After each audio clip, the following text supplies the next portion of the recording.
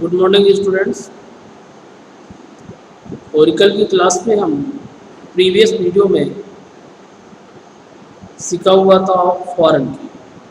मैंने फॉरेन की का एग्जांपल भी आपको बताया हुआ था, इंटीग्रेटेड रूल्स भी आपको बताए हुए थे और एग्जांपल बनाकर उसके इफेक्ट भी आपको मैंने दिखाया हुआ था। हमने जो कल फॉरेन की एक्चुअल में क्रिएट किया था, ये डॉक्टर और पेशेंट टेबल पे, ये मैंने आपको कॉलम लेवल फॉरेन की बताया हुआ था। देखिए यहाँ पे मैंने कॉलम के रूप में फॉरेन की इम्प्लीमेंट किया हुआ था, डॉक्टर आईडी फील्ड पे, डीआईडी पे, रेफरेंसेस डॉक्टर आईडी, यानी कि कॉलम पे इम्प्लीमेंटेशन हुआ था। जैसा कि आपको मालूम है, हम दो तरीके से कॉन्स्टेंट लगा सकते हैं, एक तो कॉलम लेवल और दूसरा होता है टेबल लेवल।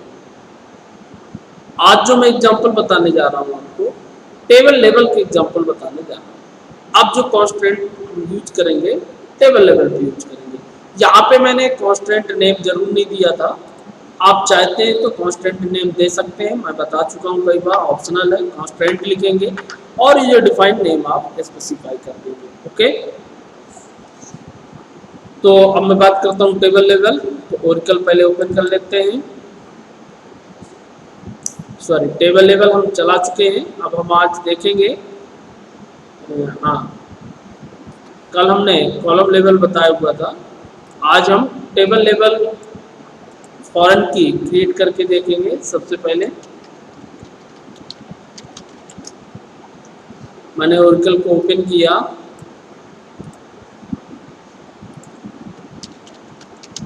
पासवर्ड एंटर किया, लॉग इन किया, वर्क स्पेस पे एंटर हुआ, एसक्यूएल कमांड।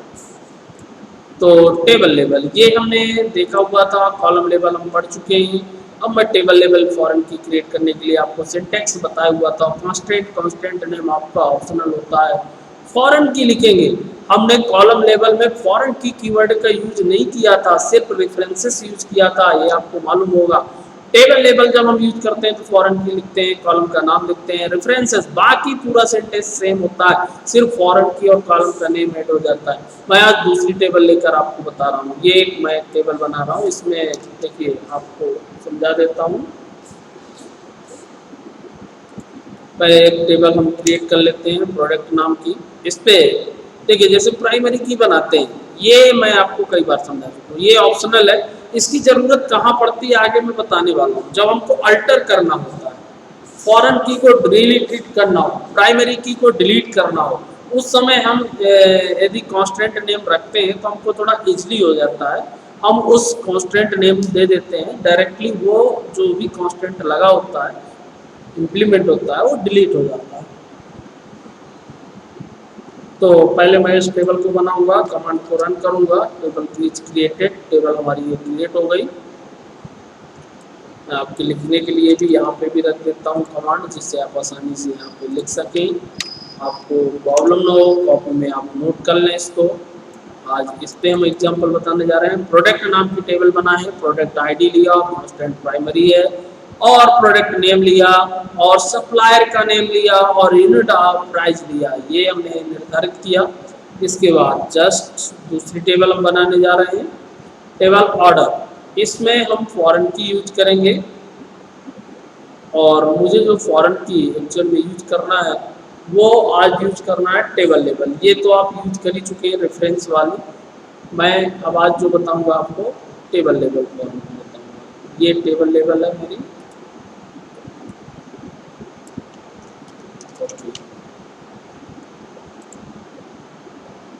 इसको मैं डिलीट कर देता हूँ, इसको रख देता हूँ। ये देखिए थोड़ा सा इसमें कॉलम ज़्यादा है, मैं यहाँ पे आपको समझाने की कोशिश करूँगा। पहले यहाँ पे आप देखिए, इसको समझिए थोड़ा सा, मैं इंटर कर देता हूँ जिससे आपको प्रॉब्लम ना हो।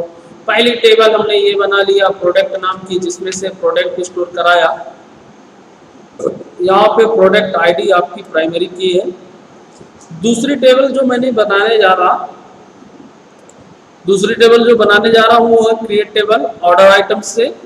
ऑर्डर आईडी है, प्रोडक्ट आईडी है, प्रोडक्ट नेम है, सप्लायर नेम है, ओके, और यूनिट प्राइस नंबर भी है, इसमें सारे लिया हुआ है। यहाँ पे देखिए मैंने बनाया कांस्टेंट आईडी प्राइमरी की ऑर्डर आईडी, ऑर्डर आईडी को फिर यहाँ मैंने प्राइमरी की बना दिया। ये भी आपकी क्या है, टेबल लेवल बनाया गया। मैं चाहता तो यहाँ पे भी प्राइमरी की बना सकता था। ओके, अब मेन बात कर रहा हूँ इसकी कांस्टेंट।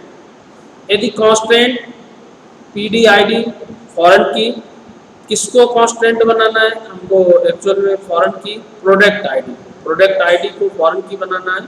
रेफरेंसेस किसके रेफरेंस में, प्रोडक्ट टेबल के और प्रोडक्ट आईडी, प्रोडक्ट टेबल के प्रोडक्ट आईडी। अब मैं बात इसकी किया करता हूँ कि यहाँ पे जैसे मैंने नेम डिफाइन किया, यदि मैं इसको चाहूँ तो हटा भी दूँ, कोई दिक्कत नहीं है। नेम डिफाइन करना हमको जरूरी नहीं है, ये मैं आपको कई वीडियो में समझा चुका हूँ। नॉर्मली ऐसे आप बना सकते हैं। यहाँ पे टेबल लेवल प्राइमरी की भी लगी है और यहाँ पे टेबल लेवल फॉरेन की भी लगी है, इसमें दोनों है। टेबल लेवल प्राइमरी की किस में लगी, ऑर्डर आईडी में, और फॉरेन की किस में लगा हुआ है आपका, किस पे लगा हुआ है, प्रोडक्ट आईडी में।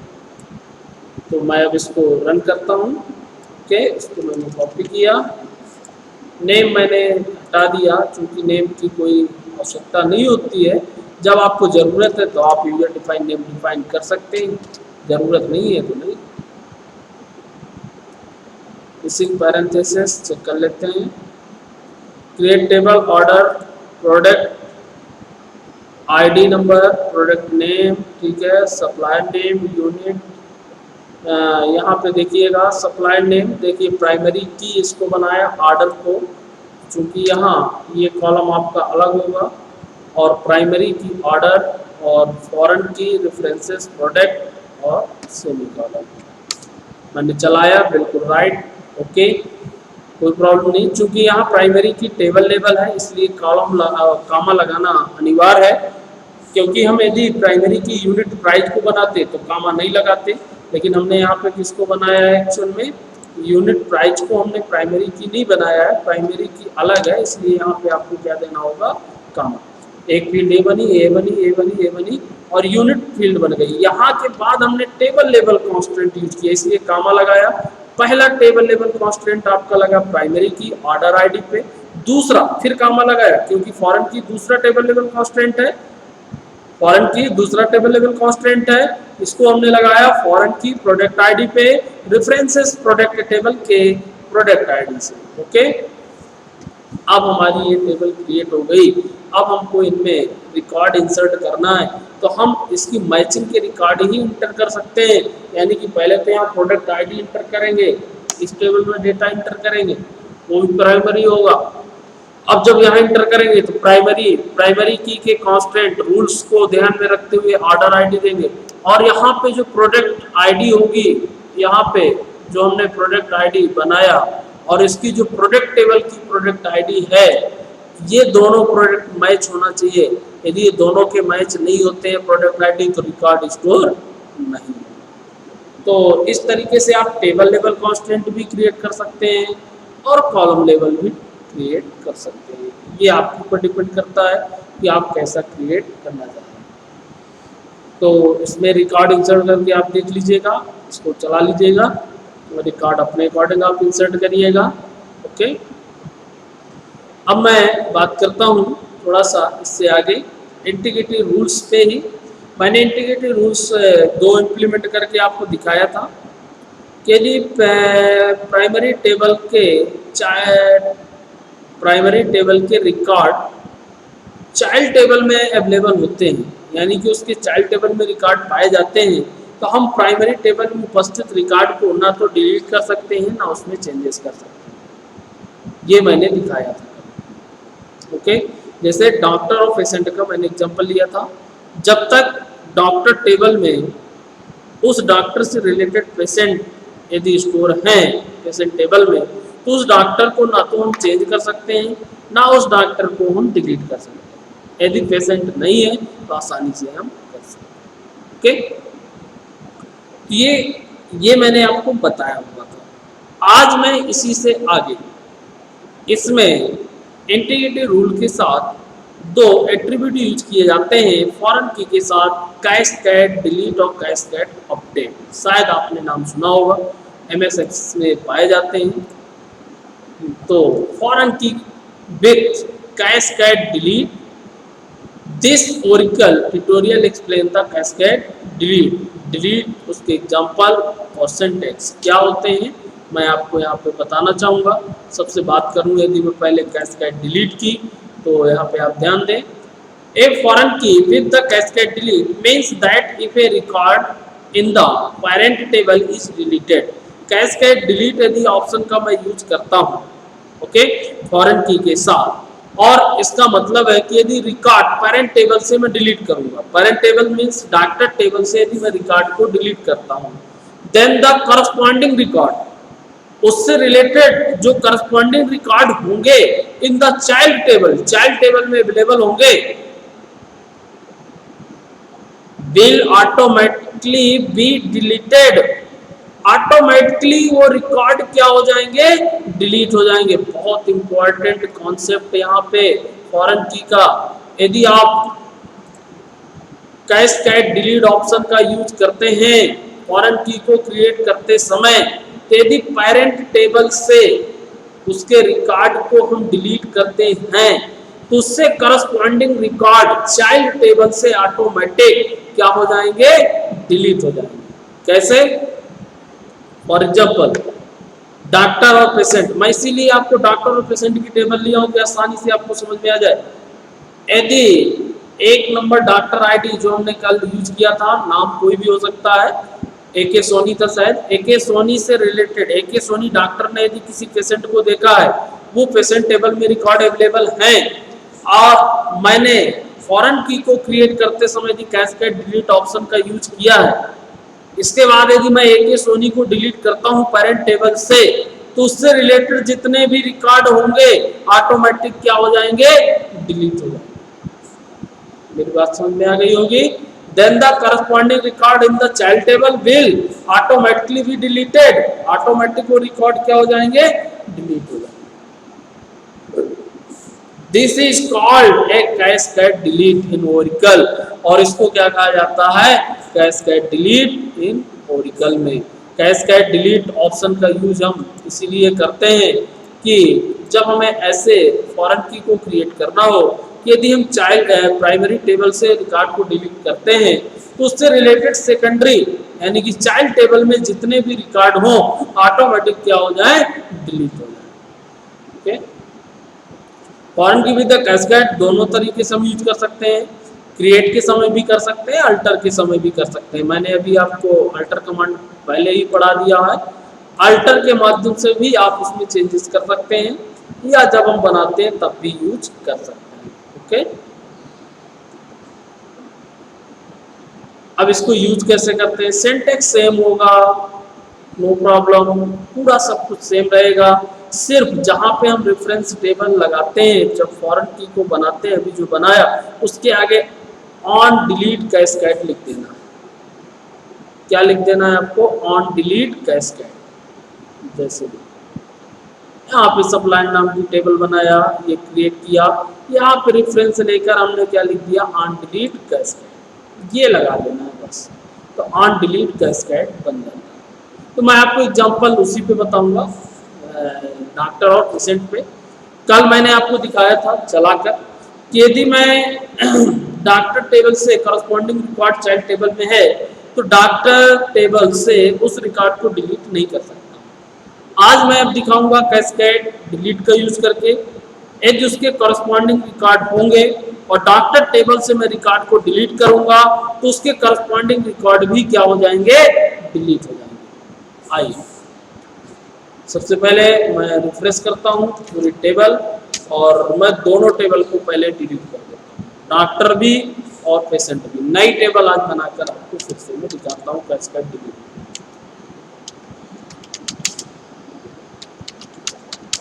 डॉक्टर, ये टेबल हमने कल बनाई थी, मैंने ड्रॉप किया टेबल यूनिक। अच्छा, इससे रिलेटेड देखिए, जब तक ये भी मुझे कॉन्सेप्ट बताना था, देखिए यूनिक प्राइमरी की table reference by the foreign की, इससे रिलेटेड फॉरेन की बनी हुई है, मैं पेरेंट टेबल को डिलीट भी नहीं कर सकता हूं जब तक चाइल्ड टेबल को डिलीट नहीं करूंगा, क्योंकि दोनों के बीच में रिलेशनशिप है। पहले मुझे पेशेंट टेबल को डिलीट करना पड़ेगा। ये देखिए मैंने रन किया, पेशेंट टेबल हमारी ड्रॉप हो गई, अब हमारी डॉक्टर टेबल भी ड्रॉप हो गई। मैंने रन किया, अब डॉक्टर टेबल भी ड्रॉप हो गई, अब दोनों टेबल डिलीट हो गए। तो ये भी एक कॉन्सेप्ट है कि यदि उससे रिलेटेड रिकॉर्ड चाइल्ड टेबल में अवेलेबल हैं तो हम पेरेंट टेबल को डिलीट भी नहीं कर सकते, ना तो टेबल को डिलीट कर सकते ना उससे रिकॉर्ड डिलीट कर सकते।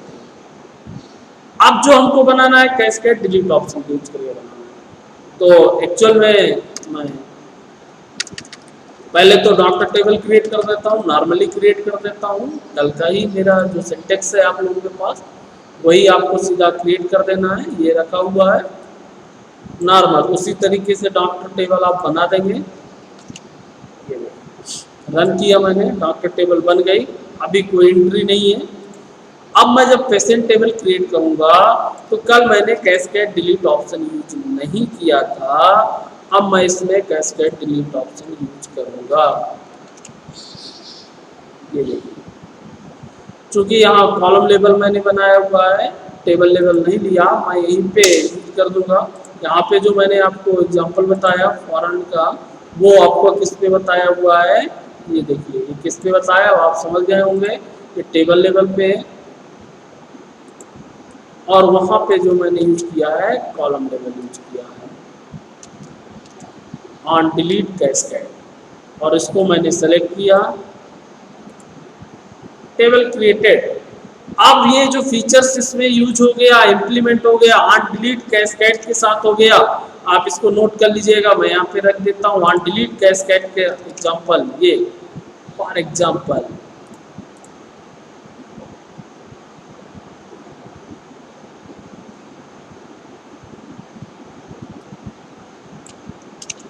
ये आप नोट कर लेंगे एग्जाम्पल के तौर पे। यहाँ पे ध्यान दें, ये देखिए फॉरेन की विथ कैस्केड डिलीट ऑप्शन के साथ, फॉरेन की जो बनी हमारी विथ कैस्केड डिलीट ऑप्शन के साथ अब भी क्रिएट किया मैंने, डिलीट ऑप्शन इसके साथ जोड़ दिया on delete cascade. On delete cascade से क्या इफेक्ट पड़ने वाला है मैं अब आपको एंट्री करके दिखाऊंगा। इफेक्ट ये होगा कि यदि अभी प्राइमरी टेबल से कॉरस्पॉन्डिंग रिकॉर्ड चाइल्ड टेबल में रहते थे तो मैं प्राइमरी टेबल से उस रिकॉर्ड को डिलीट नहीं कर सकता था, ये कल के वीडियो में मैंने दिखाया था। आज अब मैं डिलीट तो करूंगा लेकिन उससे रिलेटेड कॉरस्पॉन्डिंग रिकॉर्ड भी क्या हो जाएंगे, डिलीट हो जाएंगे। आइए अब हम करते हैं एंट्री। सबसे पहले डॉक्टर की एंट्री कर लेते हैं। आज मैं थोड़ा सा एंट्री करने का तरीका भी चेंज बताऊंगा आपको। Insert into table name doctor, okay, values. अब आपको थोड़ा सा मैं आज चेंज करूंगा, यहाँ पे आपको लगाना है कॉलन, ओके, ध्यान दीजिए। और मैंने लिखा DID, वैल्यू नहीं लिखा, कामा, फिर मैं लगाऊंगा नेम है कॉलन, सिंगल कोट लगा लीजिएगा, कॉलन जहां पे स्ट्रिंग है वहां सिंगल कोट लगा लीजिएगा, कॉलन डी नेम, कामा, फिर एज, कॉलन एज, और मैंने ब्रैकेट बंद किया और इस कमांड को रन किया। देखिए क्या होगा,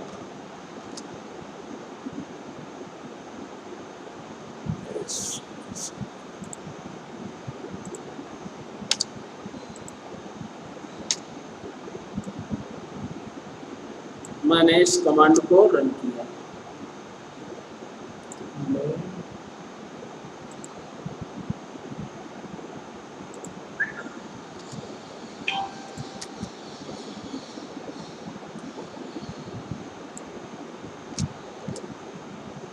देखिए अब इसमें होगा क्या, मैं यहाँ पे DID दिया, नेम दिया डॉक्टर, आशुतोष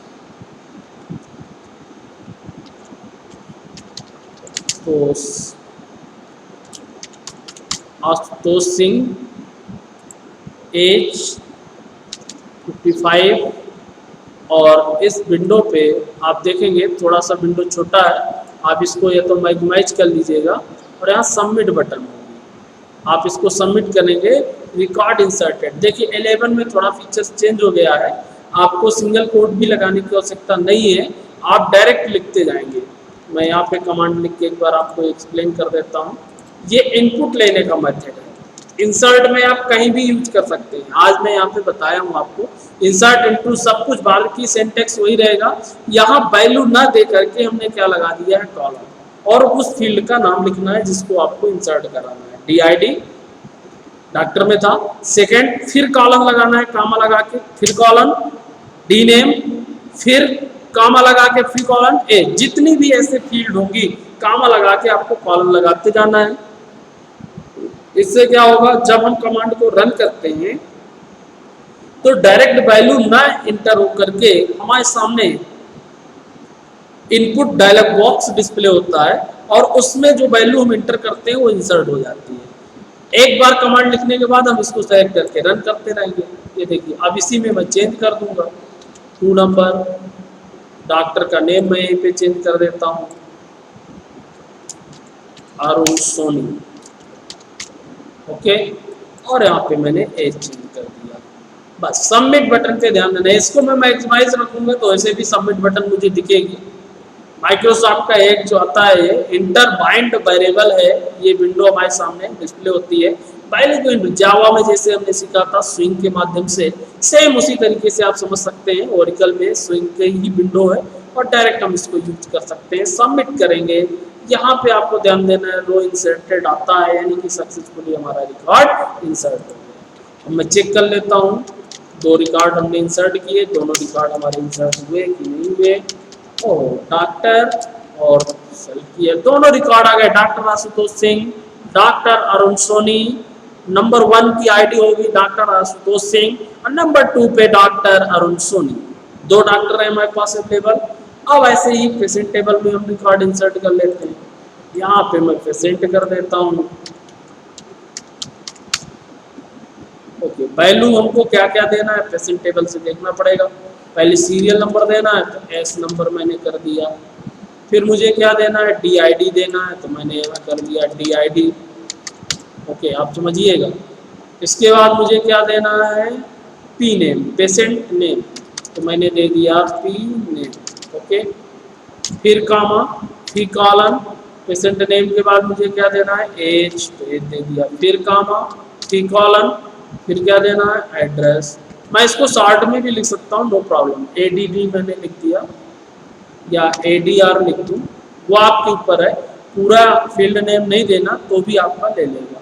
आप इसको सेलेक्ट किए, इसको रन किए, ये देखिए अब मैं सीरियल नंबर यहाँ इंटर करूँगा, जो इंटर किया है वो ऑटोमेटिक आते भी जाएंगे। ID किस डॉक्टर को, हमको ये फायदा मिल गया, अब किस डॉक्टर को हमको दिखाना है, 1 नंबर को दिखा देते हैं। पेशेंट का नेम हमारा क्या है, उमेश,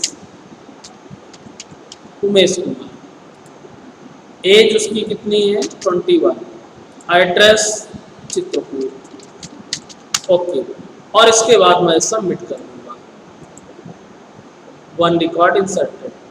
अब मुझे दोबारा फिर रिकॉर्ड चाहिए, हमारा कमांड ऑटोमेटिक सेलेक्ट होगा, कंट्रोल के साथ एंटर में प्रेस करूंगा, ऑटोमेटिक फिर डिस्प्ले हो गया। सीरियल नंबर में चेंज कर दूंगा, 2 कर दूंगा, डॉक्टर ID, चलिए एक और इसी को दिखा देते हैं, उमाशंकर,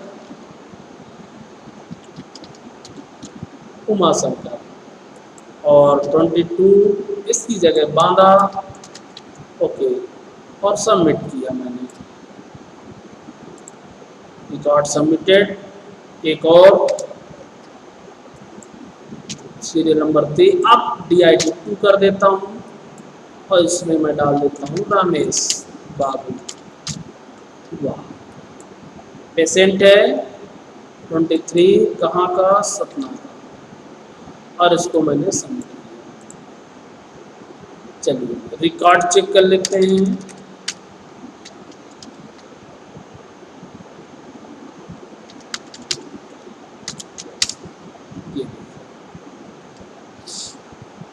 DID 1 नंबर का जो डॉक्टर है आशुतोष, वो 2 पेशेंट को देख रहा है, उमेश को और उमाशंकर को, और 2 नंबर का डॉक्टर किसको देख रहा है, रमेश को।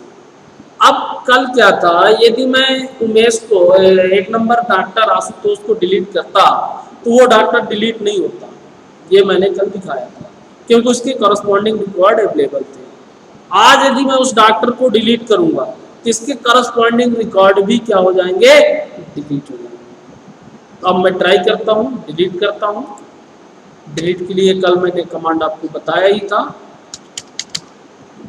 डिलीट फ्रॉम टेबल का नेम। मुझे पेशेंट टेबल से नहीं डिलीट करना है, पेशेंट मेरे स्टोर रहेंगे पेशेंट टेबल, मैं सीधा डिलीट करने जा रहा हूँ डॉक्टर को। तो डिलीट फ्रॉम डॉक्टर, फिर DID से कर देते हैं, DID इक्वल टू 1। ओके, मैंने सेलेक्ट किया, कमांड को रन किया, 1 रो डिलीटेड। कल मेरा रिकॉर्ड डिलीट नहीं हो रहा था, जब तक मैंने पेशेंट टेबल से रिकॉर्ड को डिलीट नहीं किया था तब तक वो रिकॉर्ड मेरा डिलीट नहीं हो रहा था कल की कंडीशन में। कल मैंने on cascade delete option use नहीं किया था, आज मैंने on cascade delete option use किया है। आज मेरा रिकॉर्ड क्या हो गया, डिलीट हो गया है। लेकिन उसका इफेक्ट क्या पड़ेगा ये मैं आपको दिखाने जा रहा हूँ। यदि मैं on cascade delete option use ना किया होता तो ये रिकॉर्ड डिलीट नहीं होता। अब इसका इफेक्ट क्या पड़ेगा मैं आपको पेशेंट टेबल सबसे पहले दिखाता हूँ। चलिए मैं पहले आपको डॉक्टर टेबल ही दिखा देता हूँ। डॉक्टर टेबल से तो रिकॉर्ड डिलीट ही हो गया होगा मेरा। पहला doctor delete, doctor DID number 2 available only, doctor Arun Soni is presented, first ID is not presented, doctor Ashutosh Singh. जो पहला डॉक्टर ID थी आशुतोष की वो रिप्रेजेंट नहीं है, वो डिलीट हो चुका है, विल बी डिलीटेड रिकॉर्ड। और जो सेकंड डॉक्टर है doctor Arun Soni only display. Okay, अब मैं पेशेंट टेबल की यदि बात करूं, ये देखिए बहुत बड़ा इफेक्ट, आशुतोष सिंह से रिलेटेड, DID 1 से रिलेटेड 2 पेशेंट थे मेरे, उमाशंकर और उमेश, दोनों रिकॉर्ड मेरे डिलीट हो चुके हैं पेशेंट टेबल से ऑटोमेटिकली, जैसा कि मैंने आपको बताया था। ये आपको डेफिनेशन में ये if cascade delete means that if a record in the parent table is deleted, यदि parent table से record को मैं delete करता हूँ, then the corresponding record in the child table में corresponding record जो होंगे will automatically be deleted, उससे corresponding record automatically क्या हो जाएंगे, delete हो जाएंगे। This is called a cascade delete in Oracle, और इसको कहा जाता है cascade delete in Oracle में। और वो मैंने आपको करके दिखाया ओरिकल में। मैंने सिर्फ डॉक्टर को डॉक्टर टेबल से डिलीट किया, लेकिन उसके करस्पॉन्डिंग रिकॉर्ड पेशेंट टेबल से ऑटोमेटिक क्या हो गए, डिलीट हो गए। तो ये क्या है, कैस्केड डिलीट ऑप्शन। ऐसे ही कैस्केड अपडेट ऑप्शन भी यूज किया जा सकता है। अपडेट ऑप्शन में क्या होगा कि यदि मैं DID 1 में कोई भी चेंजेस करता, डॉक्टर का नाम चेंज करता, उसकी ID चेंज करता, तो वो करस्पॉन्डिंग टेबल में ऑटोमेटिक चेंजेस हो जाते। और यदि मैं कैस्केड अपडेट ऑप्शन का यूज नहीं करता तब तक मैं प्राइमरी टेबल डॉक्टर टेबल में कोई चेंजेस नहीं कर सकता जब तक उसके करस्पॉन्डिंग रिकॉर्ड अवेलेबल रहेंगे। तो ट्राई अगेन, कैस्केड डिलीट मैंने आपको बता दिया, कैस्केड अपडेट आपको चलाना है, एक बार ट्राई करना है आपको। जहां पे कैस्केड मैंने डिलीट लगाया है यहाँ पे सिर्फ आपको अपडेट लिखना है, ट्राई करके देखना है कि यदि आप प्राइमरी टेबल में चेंजेस करते हैं तो क्या इफेक्ट पड़ता है सेकेंडरी टेबल में। डॉक्टर के नेम को चेंज करते हो या डॉक्टर की ID को चेंज करते हो तो क्या पेशेंट टेबल में चेंजेस हो रहा है या नहीं हो रहा है, उसके करस्पॉन्डिंग रिकॉर्ड में चेंजेस हो रहा है या नहीं हो रहा है, ये आपको ट्राई करना है। यदि हो जाए तो अच्छा है, नहीं तो अगला वीडियो मैं इस पे लेकर आऊँगा कैस्केड अपडेट पे, और इससे रिलेटेड कुछ अल्टर, इनेबल, डिसेबल, कॉन्स्टेंट ये मुझे बताना है। इस तरीके से आप जितना ज़्यादा प्रैक्टिकल करते चलेंगे उतना ज़्यादा सीखते चलेंगे। इसका बहुत लंबा सिलेबस है, मैं बहुत आसानी के साथ आपको सिखाने की कोशिश कर रहा हूँ। जितना डिटेल में आप सीखेंगे उतना भविष्य में आगे बेनिफिट आपके रहेगा, क्योंकि आने वाले समय में डेटाबेस का ही इम्पॉर्टेंट है। और आप देख रहे होंगे डेटाबेस ही मेजर पॉइंट होगा, डेटा को ही हमको मैनेज करना होगा। तो आज का वीडियो मैं यहीं पर क्लोज कर रहा हूँ। ओके।